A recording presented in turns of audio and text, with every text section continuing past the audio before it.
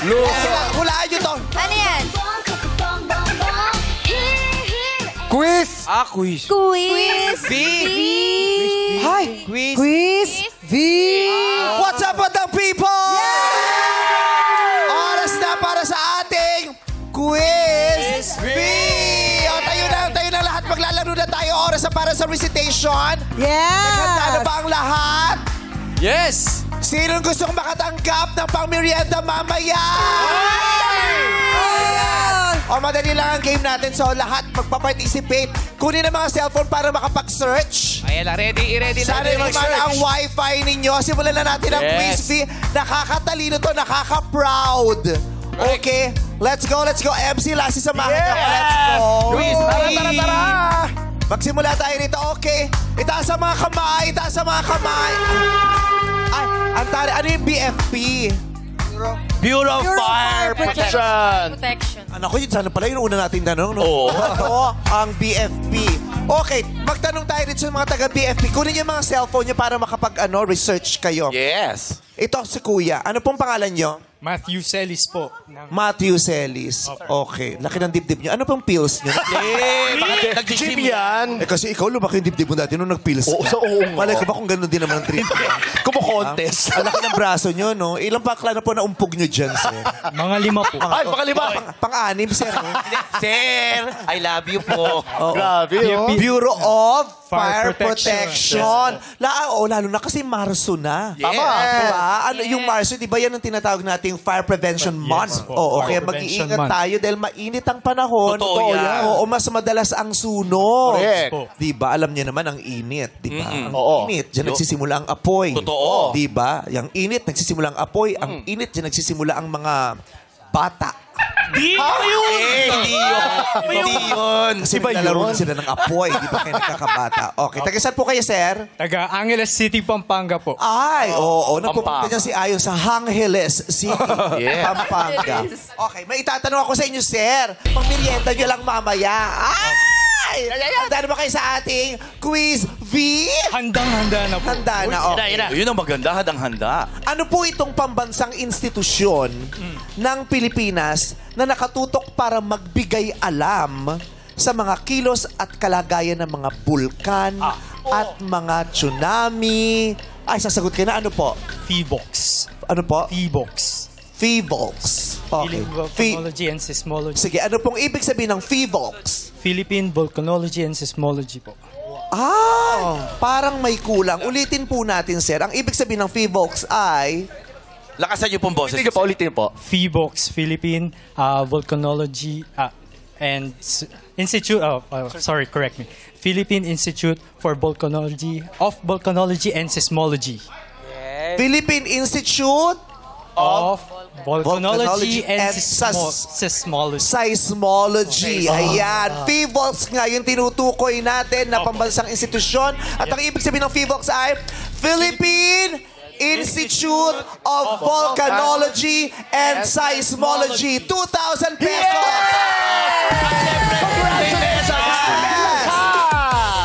May medal! Meron ka ng star! Sister! Nakaka-proud, di ba? Nakaka-proud ang may alam. Yung ganyan. Thank you very much. Ayan, halap pa tayo. Sino pa ang gusto Dito tayo. sumagot? Dito naman tayo. Kay Mother. Ayun, tama-tama. May cellphone ka. I-research mo kung sakasakali. Ano naman ang ibig sabihin ng MMDA? Naririnig natin lagi yan. Yung MMDA, malaki ang kinalaman lalo nang kung nakatira ka dito sa sa Maynila. Yes. Diba? Sila nangangalaga sa mga Kalsada. basura, Oo. sa mga kalsada, Yes.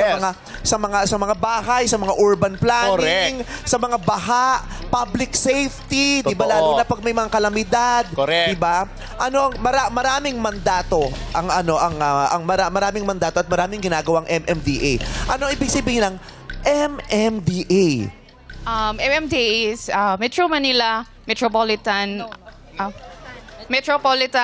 Manila Development Authority. MMDA means Metropolitan Manila Development Authority. 2,000 pesos! At may medal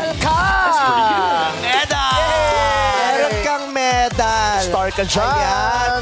Di ba? Ang sarap pag may nasa-search kang mayroong katuturan. Di ba? Mama ko po yan. Mama mo Ay, mama yan, niya. proud ka, di ba? Proud.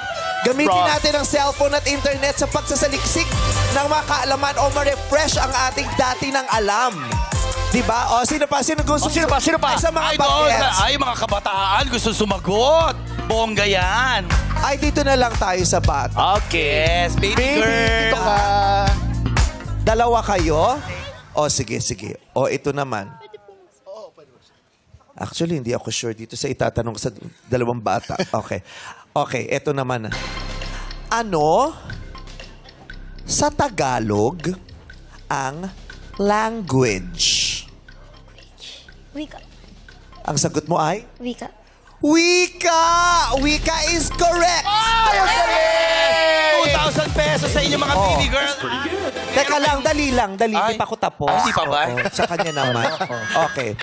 Ano ang pambansang wika ng Pilipinas? Filipino. Ang pambansang wika ng Pilipinas ay ilakas mo, anak? Filipino. Filipino. Ang unang titik ay letter F. F. Filipino. That is correct. Nakaka-proud. Grabe. Dalawang bata. Ha? Isabelo de los Reyes Elementary School. Oh, sinashoutout ng eskwelahan niya. O, Isabela. Isabelo? Isabelo de los Reyes Elementary School, Manila, Tondo.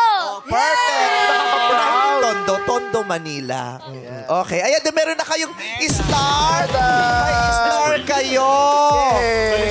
At meron kayong tag 2,000 pesos. Congratulations. Sinong nanay mo? Ayun Si na, mother. proud ka? Siyempre po. Diba? Nakaka-proud kung yung mga anak mo may alam, diba? At mahuhusay. with honor po sila pareho. With honor silang dalaw. Ano no? Top 1, Top 2. Top 1, top 2. Ay, ang galing. Panindigan nyo yung mga top 1, top 2. Kasi marami na rin ako interview rito cum laude. diba? Summa cum laude. May mga Latin honors. Yun Pero nga. sobrang Latina naman lang pala. Yung panindigan nyo, congratulations. We're very proud of you. Totoo. Palakpakan naman natin. Nakakatuwa. Beautiful ang matalino. Okay, saan tayo? O, dito naman tayo. Okay, pawa ka ng cellphone ko. Nasaan aking cue card? Ito, ate. Ayan, dito tayo. O, chikahin nyo sila. Ay, ano pangalan? Pangalan niyo po? Joy po, Joy. Si Ate po? Joy. Joy. Joy. Joy. Taga saan ka? Cebu. Taga Cebu, pumunta ka lang dito para bumisita? Yes po. Ay, first time mo sa Showtime? Pangalawa. Pangalawa na. Pangalawa. mukhang handa yata Okay, ang eto katanungan na. natin. Pangalawa muna. Baka naman swerte ka sa pangalawang ramba mo dito. Baka makakuha ka ng 2,000 piso. Correct. Diba? Pangpatuloy ng rebound mo. Oo. Bakit? Oo, Siyempre. ba? Lumulungkot na kasi yung Lumulungkot na. Oo. Ayun, nasa dulo lukot. Oo, lumulungkot na. Kaya kailangan i-retouch natin yan. Okay. Eto ate, ang tanong ko. May Galingan mo, cellphone ka ba? Meron. Okay. I-research. research na, Ayan. search. Mag-search kayo para kung di niya masagot, kayo ang makakakuha. Diba? I-search nyo na ito. Ang Yun. tanong ko, anong tawag dito? Ito ay isang parirala o isang ekspresyon na matalinghaga ang paggamit ng mga salitang nakapaloob. Ang kahulugan nito ay iba sa literal na kahulugan ng mga salita. Pwede pa ulit mo.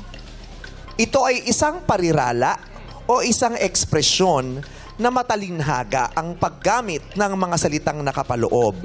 Ang kahulugan nito ay iba sa literal na kahulugan ng mga salita. Katulad nung ilaw ng tahanan. Okay. Yan, yung mga butas ang bulsa. Yan. Ano ang tawag dyan? So, wikain. Sawikain. Paano mo nalaman? Yung totoo. Meron na. Sinabi mo dahil binasa mo yung cue card ko. Spell honesty. Sabi ko, gamitin mo yung telepono mo. Hindi ko sinabing mangopya ka. Ginamit niya mata, Rene. Okay lang ba? Kaya nga, diba, ini-encourage natin na gumamit ng telepono at wifi sa pagsasaliksik. Kaya sabi ko, ito naman, talagang Hindi para tumingin. Pinagaling mo na nga tamad-tamad eh. mo. Humaba yung leg niya. Diba? Ang Sayang. tamad kasi nating mag-research kaya hindi natin alam. Yes. Kaya ina-encourage namin kayo, gamitin ang telepono sa pag-search. Hindi yung leeg. Leeg yung ginamit. Leg. Ulo. Leeg eh. Sawikain. Tama naman, sawikain is correct. Ano sa Ingles ang sawikain? Yan. Gamitin mo yung telepono mo. Hindi mo na pwedeng sige, wala ka nang makikita. Pahirapan niya. Ano sa Tagalog, ano sa Ingles ang sawikain? Oh. Oo. May 2,000 pesos ka na, ha? Bigyan mo na ng 2,000 pesos to. Sino nakakalam? Si Kuya. Si Kuya sa taas. Ano sa Ingles ang... Ano pangalan mo? Mr. Ruel Villana. Mr. Ruel. Ano po sa Ingles ang sawikain? Sawikan means in English is idioms. Idiom is correct! Isa siyang Tama! teacher. Filipino teacher. Yeah. Sir, i-share mo nga sa amin yung mga example ng mga sawikain. Okay, maliban sa ilaw ng tahanan, haligi ng tahanan, yung mga bunga ng pamilya, tsaka Bunga ng pamilya. Anong Yung ibig sabihin ng mga bunga anak. ng pamilya? Mga anak. Anong ibig sabihin ng sawikain na ilaw ng tahanan? ilaw. Tatay. Nanay! Nanay!